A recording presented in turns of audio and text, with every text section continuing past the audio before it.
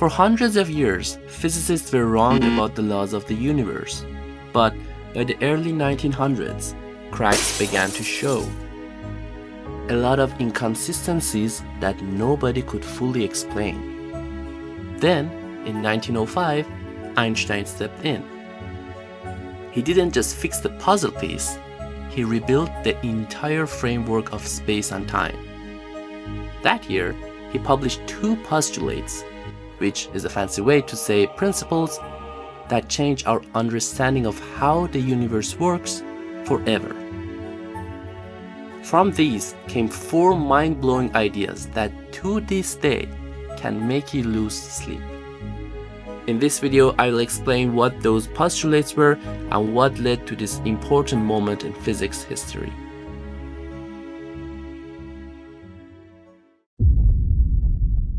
It all started with Galileo in 1632. He said, "The laws of physics are the same in all inertial frames of reference moving at constant velocity relative to one another." So what does that even mean? It means that all the laws of physics will apply to you the same regardless of whether you are moving or not, as long as your motion is uniform. Which again is another fancy way to say that you are moving at a constant speed in a straight line. He argued that there is no way you can tell if you are stationary or in motion if you are traveling with constant speed. The best experiment that you can try yourself right now is realizing that you think you are sitting still watching this video, but in fact you are orbiting the sun at about 30 kilometers per second. Based on his work, equations called the Galilean transformations came about later, so we can relate and compare what happens in different reference frames. Here you can imagine we have 2 reference frames, one for Emily, another one for Bob. They are both standing at point 000. Well, technically you can't be both at 000 at the same time, so let's take Bob off of Emily and put him at the point 010. Sad Bob. So Bob is now at point 01 based on Emily's point of reference, but from Bob's own perspective, he is at the center of the universe. So for him, he is at 000. And Emily, from Bob's point of reference, is at 0 - 10.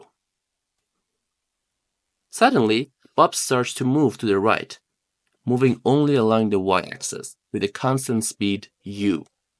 We know we can calculate the distance by multiplying speed by time. So this white line, this distance, is u times t. Now, all of a sudden, an event happens in Bob's frame of reference. Let's say a ball appears.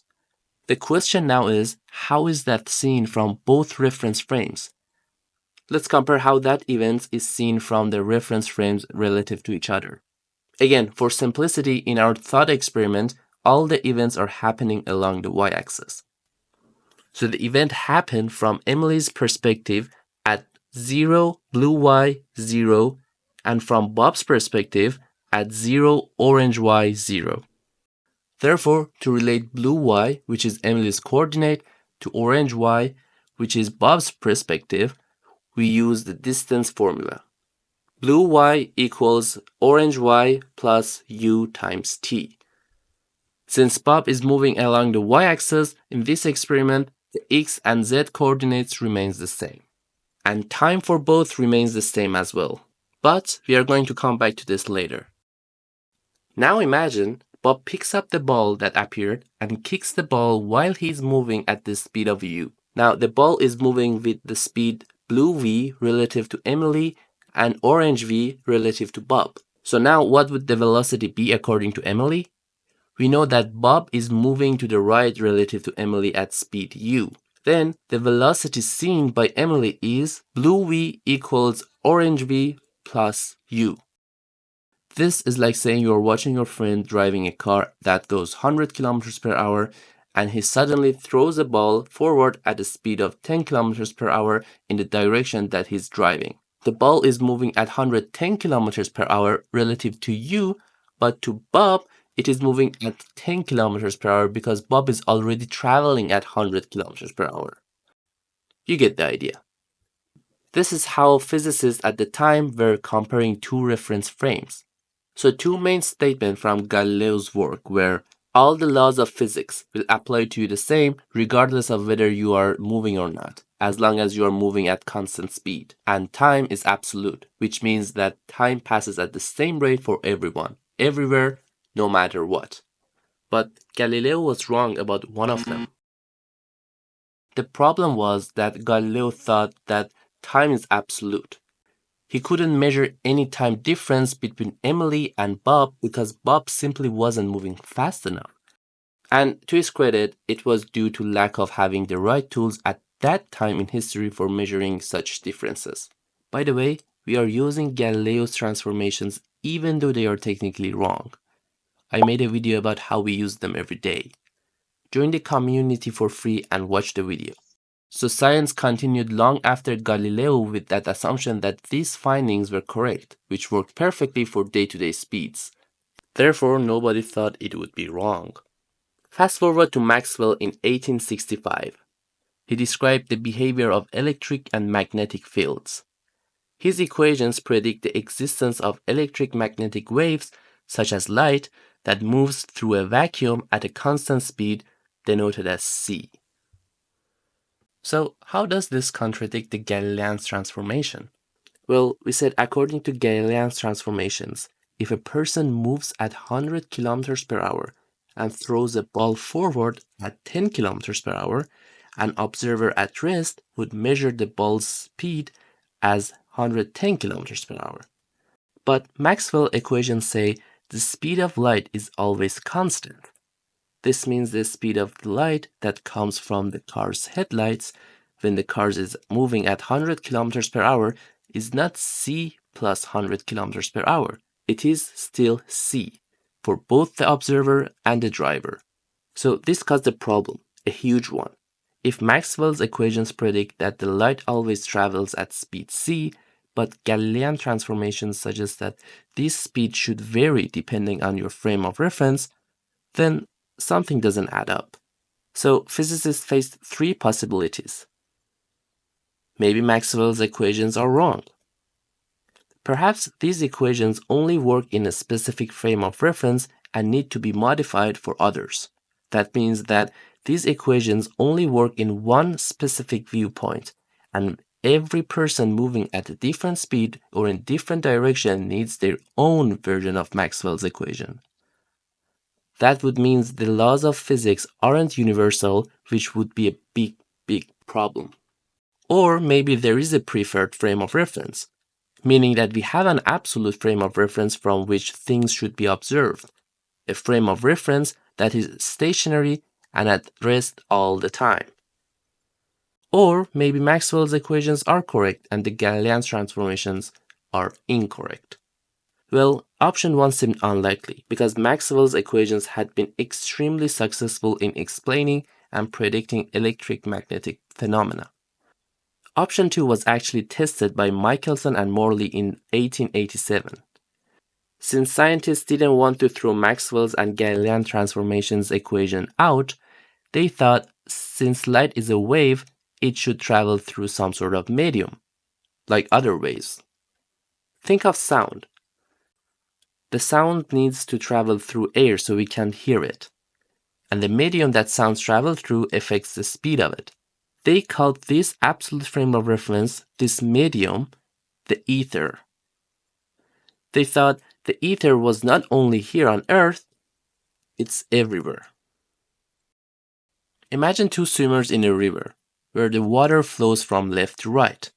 If swimmer number 1 swims with the flow of the river, downstream, he will reach his destination faster compared to swimmer number 2, who swims perpendicular to the flow. Even though they put in the same amount of effort and energy, the river's current affects their overall speed relative to the ground. Michelson and Morley used a similar principle. They thought that if there is a stationary ether and Earth is moving through it as it orbits the Sun, this motion would create an ether wind.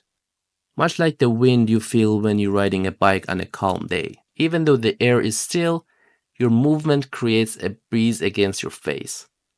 So as we travel through this ether wind, if we shoot one light beam in the direction of the wind, along Earth's motion, another light beam perpendicular to it, and the third one opposite to the Earth's motion, the ether wind should affect the beams differently. The light beam moving with or against the ether wind should take different amount of time to complete its journey compared to the one moving perpendicular to the wind. Here's how they measured it. They used one light source and a halfway mirror, which reflects 50% of the light while letting the other 50% pass through. The reflected light goes to the mirror at the top, bounces back, passes through the halfway mirror again, and reaches the detector. The light that wasn't reflected follows a similar path to another mirror and then also reaches the detector. If both light beams traveled at the same speed, their wave peaks and troughs would align perfectly, doubling the wave's height. But if one light beam took more time to reach the detector, their peaks and troughs would cancel out. So what did they see? The detector showed bigger waves, meaning there was no difference in the light beam's travel times. That leaves us with option 3. Prior to Einstein, in 1904, a Dutch physicist called Hendrik Lorentz published his Lorentz transformations. He came up with the math needed to explain how space and time look different when comparing two frames moving at constant speed. However, because Lorentz believed in the ether and didn't interpret his equation as indicating that time and space themselves are relative, he didn't solve the fundamental conflict between classical mechanics and electromagnetism. The inconsistency remained because Lorentz's approach tried to fit new findings in the old frame of physics without altering the foundational concepts of absolute time and space. So now, finally, Einstein enters the picture. He looked at these inconsistencies and gave us a solution by redefining how we think about space and time. He proposed two postulates. First, the laws of physics are the same in all inertial frames of reference. This means that there is no preferred inertial frame. All inertial observers would find the same laws of physics operating in their frame of reference. This was proposed by Galileo as well, but what Galileo got wrong was the part that he said time is absolute. So Einstein in the second postulate said, the speed of light in a vacuum is the same for all observers, regardless of the motion of the light source or the observer. This meant that Galilean transformations, which assumed absolute time and allowed a velocity to simply add and subtract, had to be replaced. Einstein replaced them with Lorentz transformation. By adopting these new transformations, Maxwell's equations retained their form across all inertial frames, preserving the universality of physical laws.